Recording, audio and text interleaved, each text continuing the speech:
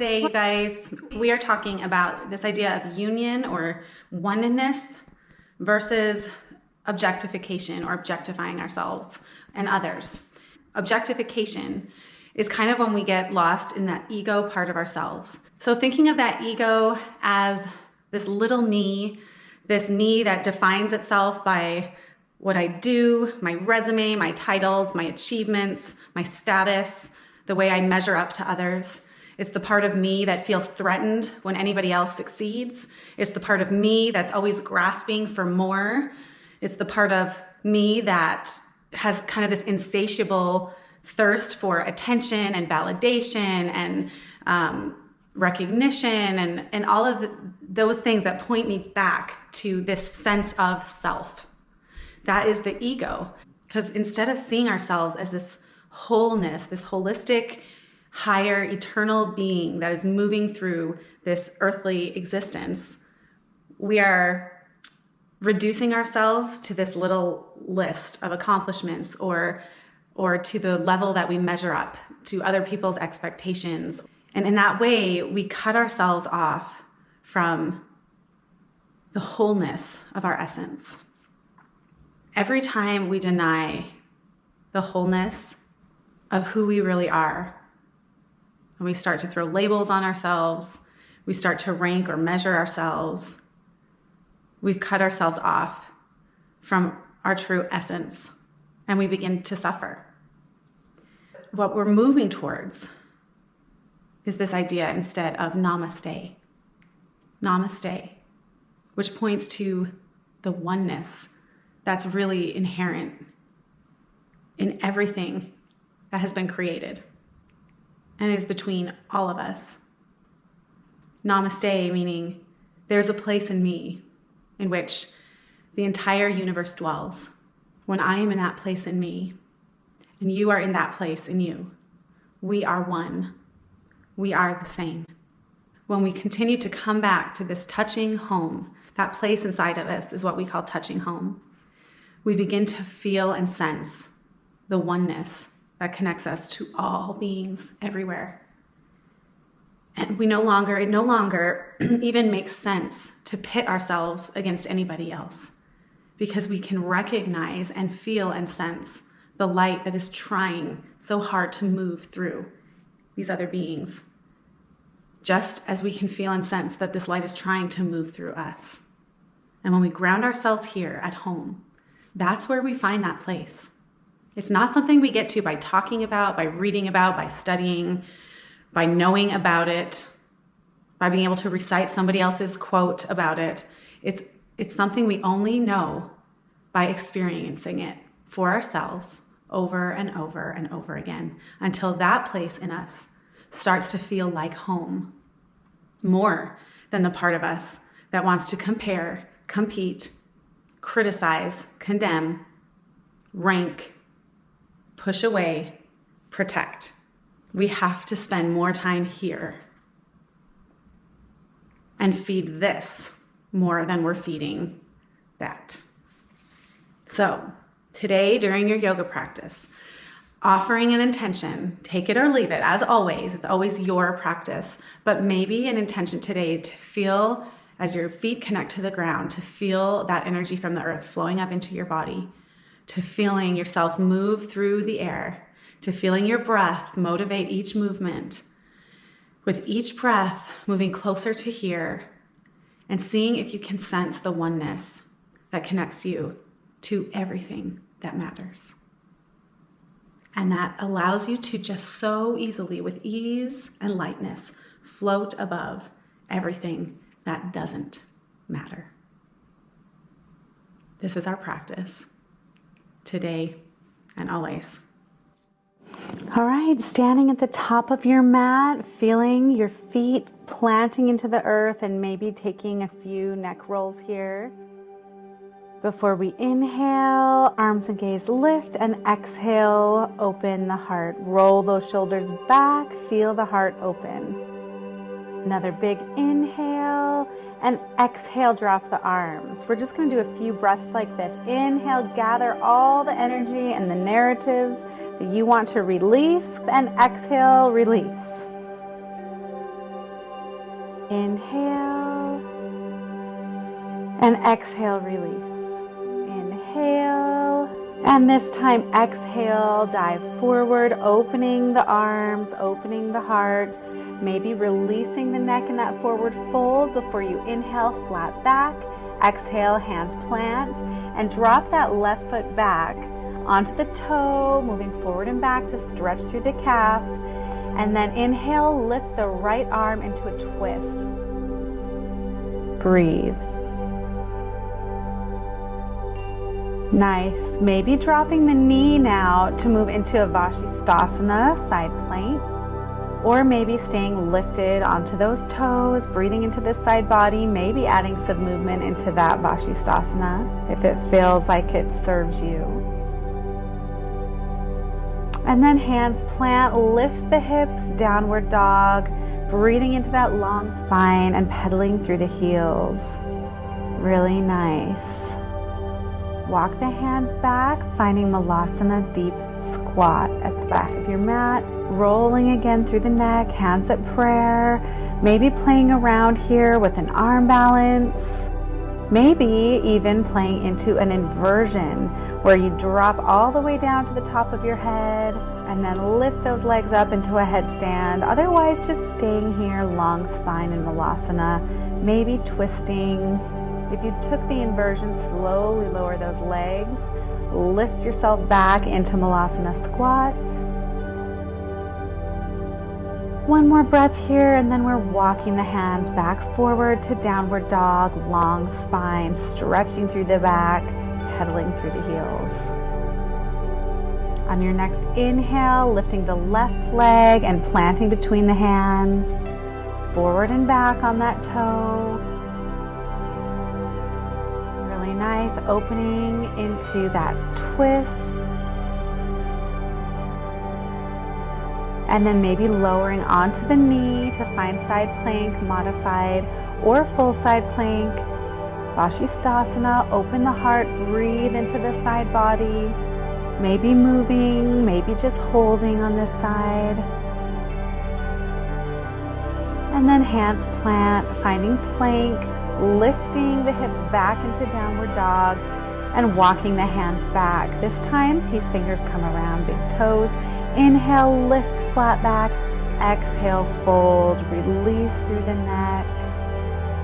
Really nice.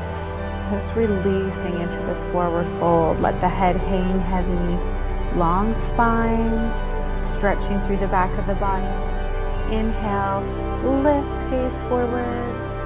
And exhale, walk those hands to the top of the mat, back to downward dog.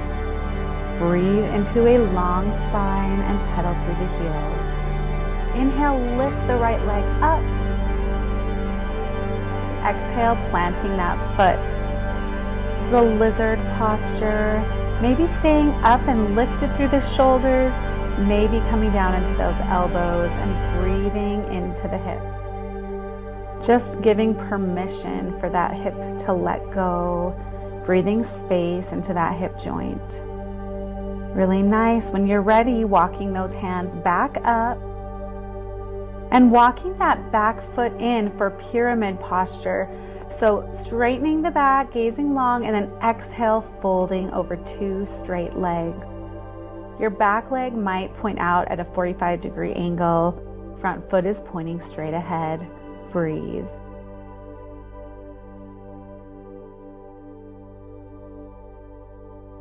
And walking the hands forward, lifting that left leg up for standing split. Really nice. And so slowly with precision and control, swinging that leg through, bending the knee in front for a balance. We're going to do some balancing here. Maybe taking that foot into the hand for dancer pose, breathing into that posture, finding a drishti or balance point, and then swinging the leg in front of you for figure four balance. Breathe into that glute muscle. Really nice. Now crossing that leg all the way over for eagle balance. It's a tricky balance. crossing those arms and legs, opening through the back of the shoulders here and squeezing into the inner thighs. I know that standing leg is working hard. Just one more little shift back to standing split, sending that left leg as high as you can into the air before we drop back down into lizard. So working back into that hip now, maybe dropping into the elbows, or maybe just staying right up on those hands and working yourself back and forth into a hip opener. Really nice. Lots of breath. When you're ready, hands plant, foot goes back, and take a vinyasa, chaturanga. Inhale, peel the heart open. Exhale, downward dog, pedaling through the heels. Really nice.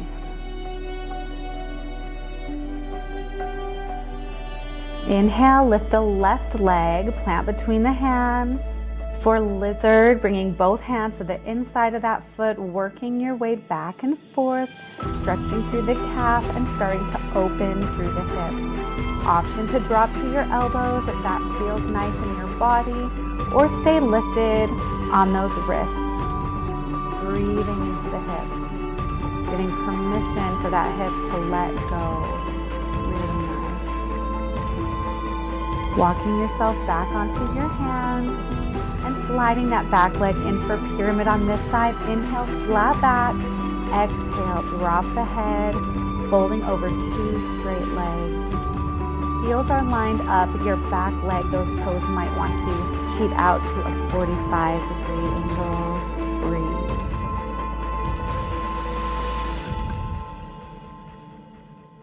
Walking the hands forward and lifting that right leg up in the air for standing split. As high as you can lift. Working towards this balance sequence. Inhaling, bringing that leg up. Holding the knee in. And then finding dancer posture, grabbing the inside of that back foot and extending the front arm forward. For dancer, slowly coming up towards figure 4 balance. Sending the hips back, breathing into the glutes. Releasing the pain in your butt.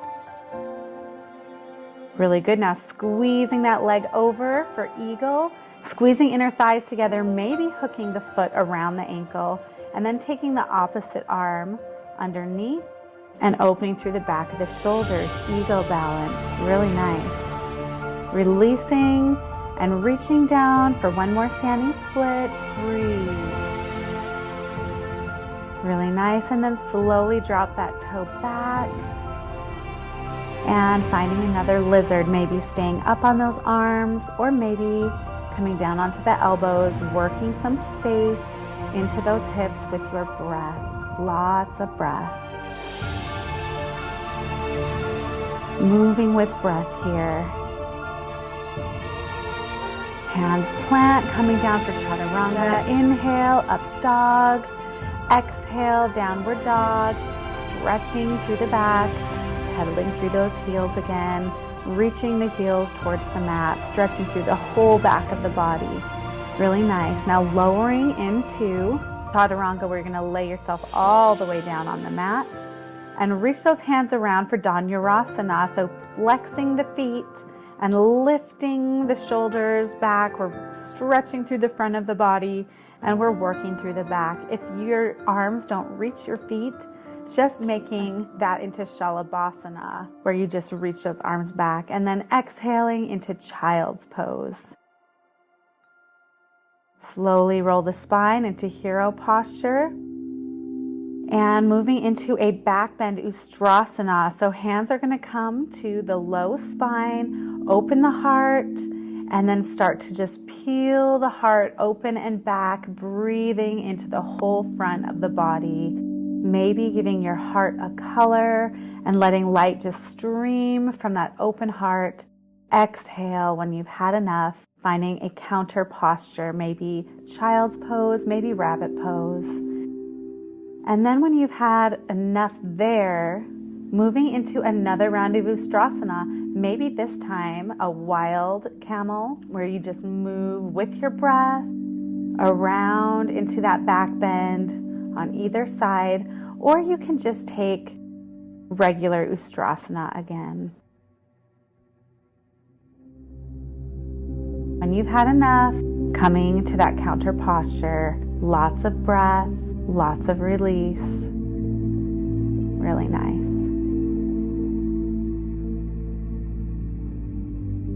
Interlacing the hands, we're going to play with one more inversion here. Keeping the fingers interlaced and the elbows out to the side, you want to make a nice equilateral triangle here and create a little basket for your head. Walk the toes towards the head, lifting the hips up above the shoulders, and maybe lifting up into an inversion, into a headstand, or maybe just playing around with tucking your toes, your knees into your chest and just making little baby lifts up into that inversion.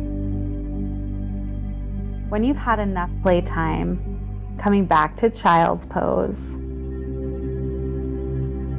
Really nice.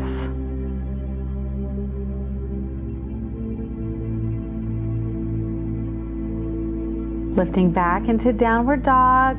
Inhale, lift the right leg, bringing it forward for pigeon, extending the left leg back and lifting for one more back bend, opening the heart, maybe reaching that left arm back around for the foot, and maybe even taking a bind here, a mermaid bind. This stretches all the way through our hip flexor, our quadricep, and then eventually surrendering forward into pigeon. If that quadricep stretch is not accessible for you, just surrender forward into pigeon. Breathe. Using this breath, this release. Inhale, that right leg back up, finding downward dog, a vinyasa, chaturanga. Feel the heart open, and then exhale, downward dog. And inhale, lift the left leg, finding pigeon on the left side. First, opening the heart for a little back bend, maybe reaching all the way back for that foot, and maybe even taking the bind with the foot in the elbow, pressing the head into the tricep to open the whole front of the body and stretch into the quadricep and hip flexor. Maybe just surrendering forward to pigeon.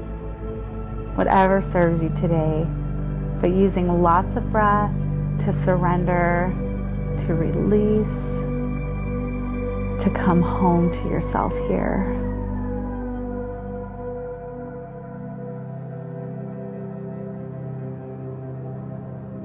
Really nice.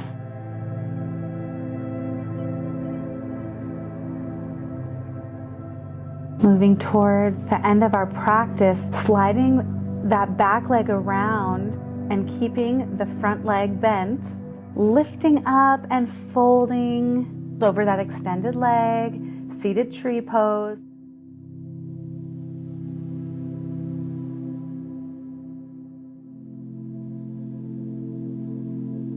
Inhale, lift, and then exhale, tuck that leg behind you for a hurdle stretch, another quadricep stretch here. Maybe just working your way back to your wrists, maybe to your elbows, maybe flat to this reclined hurdle stretch. Breathe into the front of the body, into that quadricep. Really nice. Letting go. And when you're ready, coming back up to take those two stretches on the other side. First, Janushirshasana, or seated tree, folding over that extended leg. Breathe.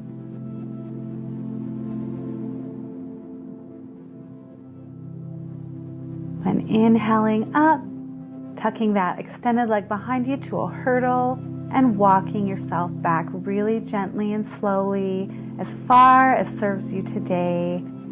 Breathing into that hip flexor, that quadricep. Permission to let go here. Really nice.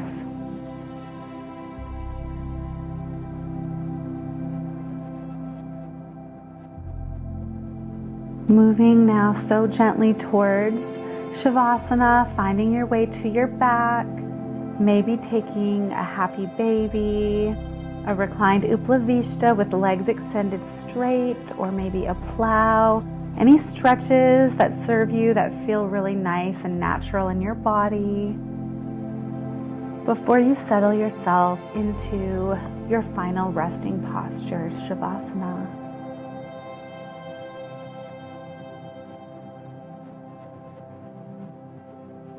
As you find your Shavasana, using each breath to move deeper into your body, deeper into your center.